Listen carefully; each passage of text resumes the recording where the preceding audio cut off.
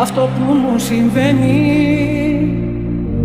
Φόβαμαι τόσο να το πω, καρδιά μου πληγωμένη, ας είναι αλήθεια αυτό που ζω. Αγάπη να είναι αλήθινη, αιτία να είναι κι αφορμή, σ' αυτά τα μάτια που κοιτώ,